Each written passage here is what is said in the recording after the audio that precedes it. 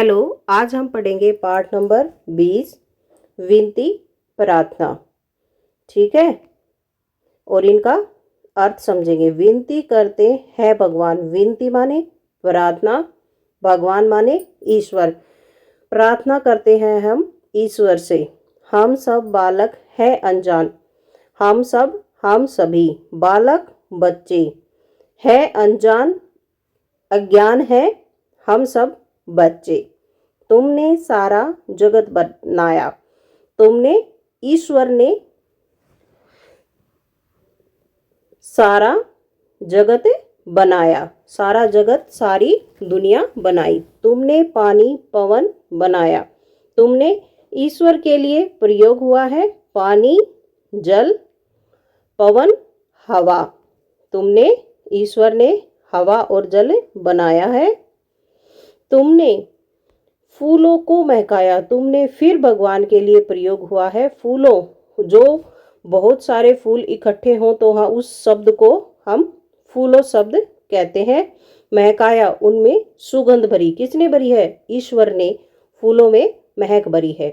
तुमने तारों को चमकाया, तुमने तारों, जो तारे आसमान में चमकते हैं उनमें रोशनी तुमने, हे ईश्वर, तुमने भरी है। तुम जगत के पालक भगवान, तुम इस जगत के, इस दुनिया के रखवाले हो। कौन? भगवान।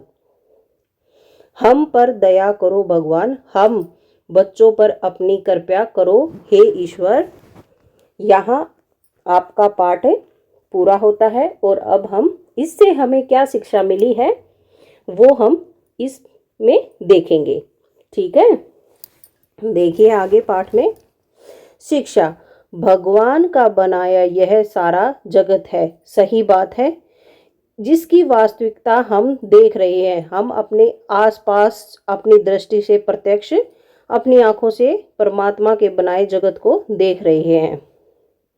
हमें उसी ईश्वर की आराधना करनी चाहिए, हमें उसी भगवान को प्रार्थना करनी चाहिए, पूजा करनी चाहिए। ईश्वर परम पिता परमात्मा है। ईश्वर के नाम बहुत हैं लेकिन परम पिता परमात्मा एक ही है। यहाँ हमारा पाठ पूरा होता है और इससे हमें क्या शिक्षा मिली वो भी हमें पता चल गई है। और अब हम इस पाठ के शब्दार्थ पढ़ेंगे।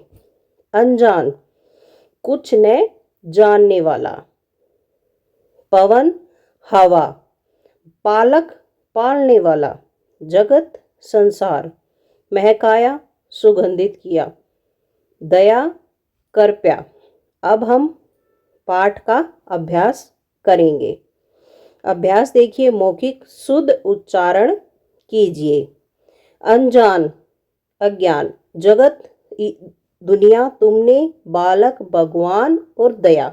इन शब्द का उच्चारण हम बार बार करेंगे ताकि हमें उच्चारण पूर्ण तरीके से शुद्ध आ जाए। ठीक है, और हम जैसे इन अक्षरों को लिखकर अपनी नोटबुक में प्रैक्टिस करेंगे तो हमें लिखावट में भी गलती नहीं होगी। सोचिए और बताइए, सारा संसार किसने बनाया? भगवान ने। किसने बनाया? हमने पाठ में पढ़ा था ना, भगवान ने। आसमान के तारों को किसने चमकाया? भगवान ने। पवन जल किसने बनाया? भगवान ने। अब हम लिखित अभ्यास करेंगे। मौखिक अभ्यास हमारा पूरा हो गया है। उल्टे अर्थ वाले शब्दों को विलोम शब्द कहते हैं, सही बात है। अब विलोम शब्दों का सही मिलान कीजिए। ठीक है, बुरा, बुरा शब्द का उल्टा क्या होगा? अच्छा, तो बुरा शब्द को हम अच्छा शब्द से मिलान कर देंगे। आग, आग का उल्टा क्या होगा? पानी, तो आग शब्द को हम पानी से मिला देंगे। ठीक है, कांटा, कांटा शब्द का उल्टा क्या होगा? फूल, तो हम कांटा शब्द को फूल से मिला देंगे। यहाँ हमारा विलोम शब्द का मिलान पूरा होता है। अब हम आगे अभ्यास करेंगे। पाठ को ध्यान से पढ़कर दिए गए शब्दों की मदद से रिक्त स्थान भरिए। महकाया, पानी, जगत और बालक। इन खालिस्तान में हमें ये शब्द भरने हैं। हम सब बालक है अनजान, जैसे इस बालक ने भरा हुआ है ये शब्द, ठीक है, ऐसे ही हमने अपनी बुक में भरने हैं। अगला देखिए, तुमने पानी पवन बनाया। हमने पाठ में पढ़ा था ना ये पंक्तियां, तुमने फूलों को महकाया, तुमने सारा जगत बनाया। ठीक है, अब हम आगे अभ्यास करें। ठीक है जी, आगे करते हैं अभ्यास अपना पूरा। आगे देखिए, सही विकल्प के सामने जो ये चित्र आपको दिखाई दे रहा है, राइट का सही का निशान लगाइए। फूल का समान अर्थी शब्द है, जो फूल के समान ही है जिसका अर्थ, वो शब्द हमें ढूंढना है और उसके आगे सही का निशान लगाना है। नदी नहीं, तालाब नहीं, पुष्प। तो यहाँ हम आगे फूल का समानार्थी पुष्प है, तो यहाँ हम सही का निशान लगा देंगे। बालक किसकी विनती करते हैं? किसकी विनती करते हैं? पाठ में हमने पढ़ा था ना, फूल नहीं है, भगवान हाँ सही है, फूल नहीं है, भगवान सही है, तो हम यहाँ सही का निशान लगा देंगे। आगे वाला शब्द हमें पढ़ने की जरूरत नहीं है, क्योंकि सही शब्द हमें पहले ही पता चल गया है, तो हम भगवान के आगे सही का निशान लगा देंगे। आगे देखिए, भगवान ने किसे चमकाया? किसे चमकाया है? तारों को। तो आगे वाले शब्द हमें नदियों को, पानी को पढ़ने की जरूरत नहीं है, तो हम तारों के आगे सही का निशान लगा देंगे। आगे देखिए अभ्यास, निम्नलिखित प्रश्नों के उत्तर दीजिए। संसार का पालन कौन करता है? संसार का पालन कौन करता है? भगवान। कौन करता है? भगवान। अनजान कौन है? हम सब बालक। फूलों को कौन, अनजान कौन है? हम सब बालक। फूलों को कौन महकाता है?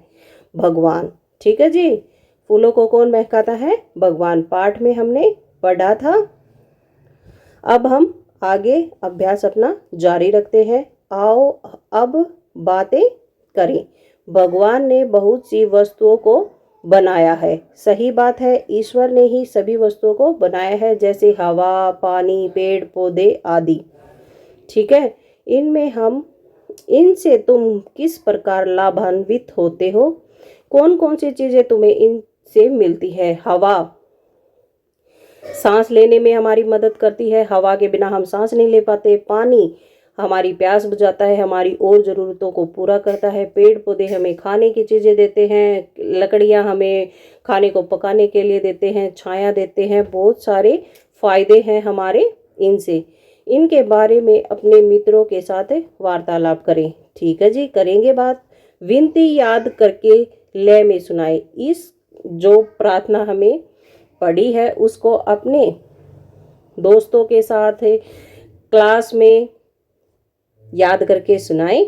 आओ अब कुछ कार्य करें। जो ये चित्र आप देख पा रहे हैं, इनके आगे हमें खालिस्तान में इनके नाम भरने हैं। गुलाब, ये गुलाब का फूल है।